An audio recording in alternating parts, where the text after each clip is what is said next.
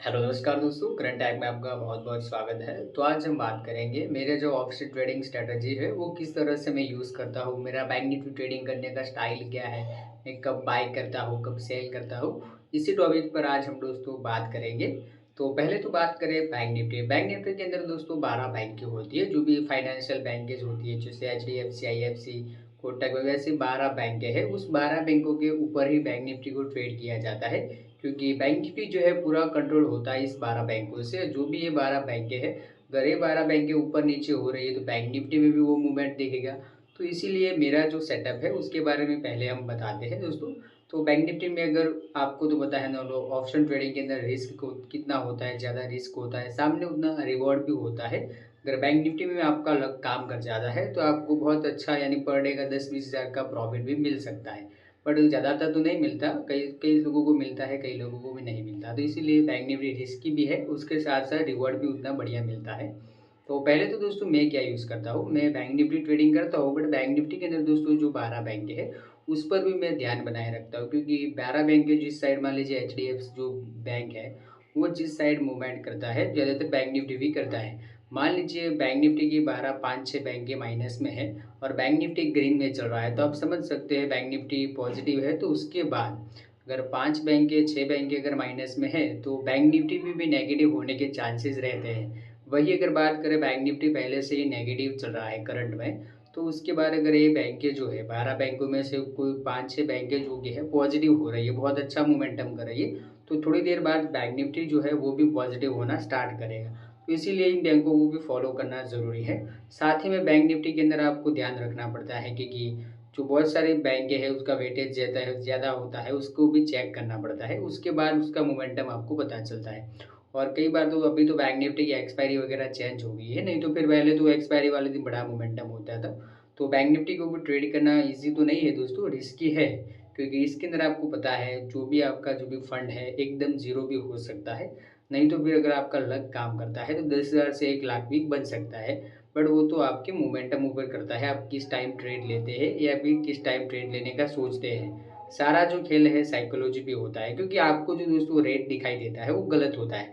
Bank Nifty में आप जब भी कोई प्रीमियम बाय करते हैं, तो उसके बाद बाय करने के बाद मार्केट का जो प्रीमियम है वो सही रेट पर, आपने अगर 200 पे बाय किया है तो वही प्रीमियम 120-30 पे आ जाता है। वहीं से मूवमेंट स्टार्ट करता है, क्योंकि आपकी जो एंट्री है दोस्तों वो गलत है। आपने जब भी एंट्री किया है वो गलत टाइमिंग है, तो आपकी जो एंट्री टाइम है उससे सुधार लाना पड़ेगा। उसके बाद बैंक निफ्टी के अंदर आपको समझना पड़ेगा, वेट करना पड़ेगा।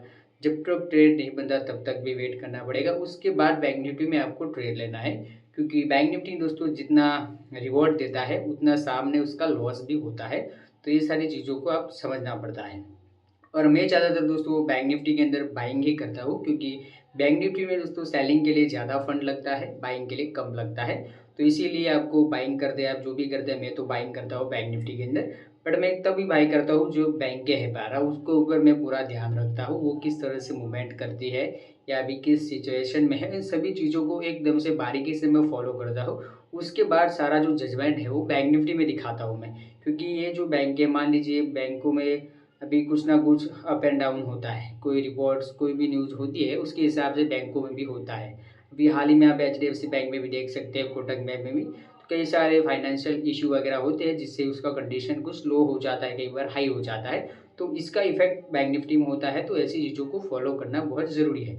और खासकर अगर आप बैंक निफ्टी ट्रेडिंग करते हैं तो बैंक निफ्टी के अंदर ऐसी जो बैंकें हैं उनको तो फॉलो करना बहुत ज़रूरी है। उसके साथ साथ जो ग्लोबल मार्केट वगैरह होता है जो है उनको भी फॉलो करना चाहिए, क्योंकि इन सबको फॉलो करने से आने वाला जो मान लीजिए मार्केट में ऊपर की तरफ ब्रेकआउट होने वाला है, मार्केट अगर 500-600 पॉइंट अप ओपन होने वाला है तो इसके बारे में आपको मालूम पड़ता है। वहीं अगर मान लीजिए मार्केट में कई सारी ऐसी न्यूज़ेस भी होती है जिसके कारण बैंक निफ्टी 500-600 पॉइंट डाउन भी ओपन होता है।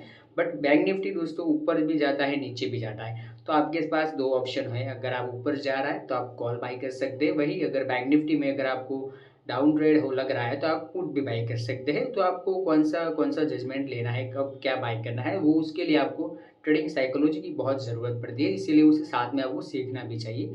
बट मैं दोस्तों बैंक निफ्टी के अंदर ट्रेड करता हूँ, और वो भी बैंकों ऊपर जो भी है, ज़्यादातर जो बैंक है उसके ऊपर ध्यान रखता हूँ, क्योंकि उसी से ही मुझे पता चलता है कि बैंक निफ्टी ऊपर जा रहा है या नीचे जा रहा है। तो आप भी दोस्तों अगर बैंक निफ्टी ट्रेड करते हैं तो बैंक निफ्टी ट्रेड करने से पहले उसका साइकोलॉजी समझिए और बैंक निफ्टी के अंदर किस तरह से कौन सी बैंक का वेटेज क्या है उसके ऊपर समझिए और उसके बाद ही बैंक निफ्टी ऑप्शन ट्रेडिंग के अंदर आप एंट्री लें दोस्तों। और दोस्तों वीडियो की इंफॉर्मेशन अच्छी लगी हो तो वीडियो को लाइक करें, शेयर करें और सब्सक्राइब करना तो बिल्कुल ना भूलें दोस्तों।